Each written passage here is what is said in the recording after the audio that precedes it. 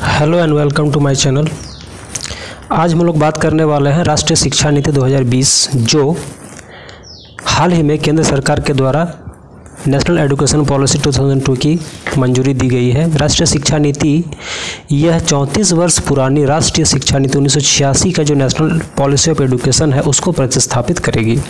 नई शिक्षा नीति 2020 में शिक्षा की पहुंच, समानता, गुणवत्ता और उसके उत्तरदायित्व जैसे मुद्दों पर विशेष ध्यान दिया गया है। नई शिक्षा नीति के निर्माण के लिए जून 2017 में पूर्व इसरो के जो प्रमुख हैं डॉक्टर के कस्तूरीरंगन की अध्यक्षता में एक समिति का गठन किया गया। इस समिति के द्वारा मई 2019 में राष्ट्रीय शिक्षा नीति का मसौदा प्रस्तुत किया गया। राष्ट्रीय शिक्षा नीति 2020 वर्ष 1968-1986 के बाद स्वतंत्र भारत की तीसरी सबसे बड़ी शिक्षा नीति है। आइए हम लोग जानते हैं इसके प्रमुख तथ्य क्या क्या इसमें विशेषकर शामिल किया गया है जो पहले नहीं था। आइए एक नज़र प्रमुख तथ्यों पर हम देते हैं। सबसे पहले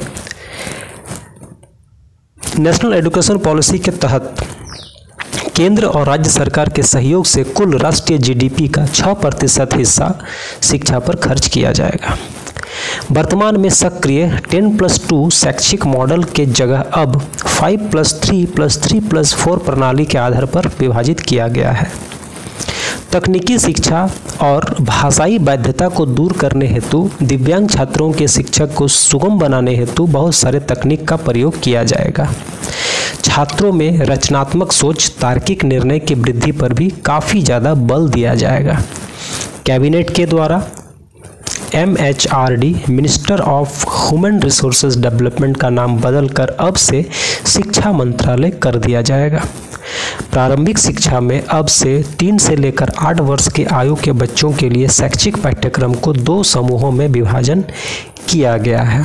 3 वर्ष से 6 वर्ष की आयु के बच्चों के लिए आंगनबाड़ी, बाल बाटिका या प्री स्कूल का निर्माण करके उसके माध्यम से मुफ्त एवं सुरक्षित शिक्षा, प्रारंभिक बाल्यावस्था का देखभाल के साथ साथ early childhood care and education के द्वारा उपलब्धता सुनिश्चित कराई जाएगी। नेप 2020 में कक्षा 5 तक की शिक्षा में मातृभाषा या स्थानीय भाषा, क्षेत्रीय भाषा के द्वारा अध्यापन करवाया जाएगा। स्कूली और उच्च शिक्षा में प्राचीन भाषा को भी शामिल किया जाएगा, लेकिन एक विकल्प के तौर पर ही उसे रखा जाएगा। मूक बधिर छात्रों के लिए पाठ्य सामग्री द्वारा सरकार के द्वारा व्यवस्था कराई जाएगी। 2020 नेशनल एजुकेशन पॉलिसी के द्वारा पाठ्यक्रम अध्यापन प्रणाली पर विशेष जोर दिया गया है, जिससे पाठ्यक्रम का बोझ कम हो, बच्चों में कौशल का विकास हो, अनुभव के आधारित पर शिक्षा हो और शिक्षण दिया जाए। बच्चों में तार्किक चिंतन को प्रोत्साहित कराने पर विशेष ध्यान दिया गया है।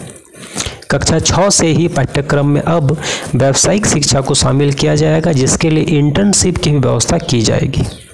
अब से NCERT के द्वारा ही स्कूली शिक्षा का राष्ट्रीय पाठ्यक्रम का रूपरेखा तैयारी की जाएगी। छात्रों के प्रगति की बेहतर जानकारी के लिए नियमित और रचनात्मक आकलन पर भी जोर दिया जाएगा। छात्र अब से कक्षा 3, 5 और 10 के स्तर पर स्कूली परीक्षाओं में भाग लेंगे, जिन्हें उपयुक्त प्राधिकरण द्वारा संचालित किया जाएगा।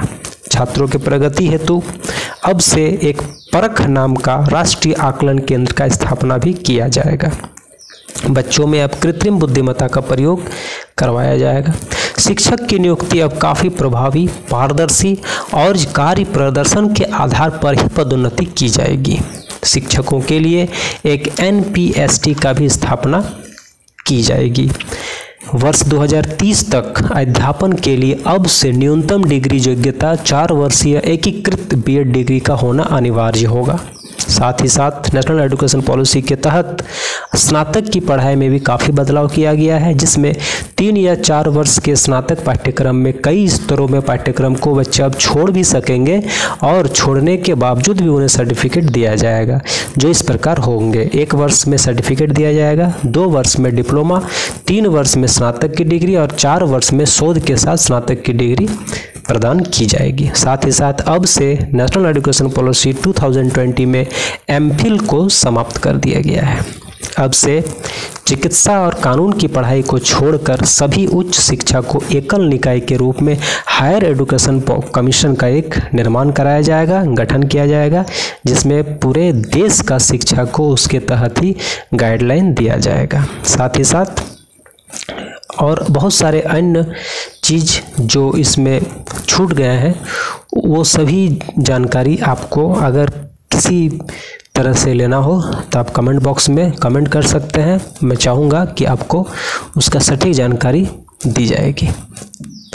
इस तरह से 1986 के बाद यह शिक्षा नीति सबसे बड़ा शिक्षा नीति माना गया है और कहीं ना कहीं इस शिक्षा में बच्चों को अब से सिर्फ रटने वाली जो प्रवृत्ति हो गई थी उससे काफ़ी ज़्यादा हद तक निजात भी मिलने वाली है। बच्चों में अब पढ़ने के प्रति रुचि भी जगेगी और वो आगे जाकर पढ़ाई को लेकर अपने जीवन में कुछ कर भी सकते हैं।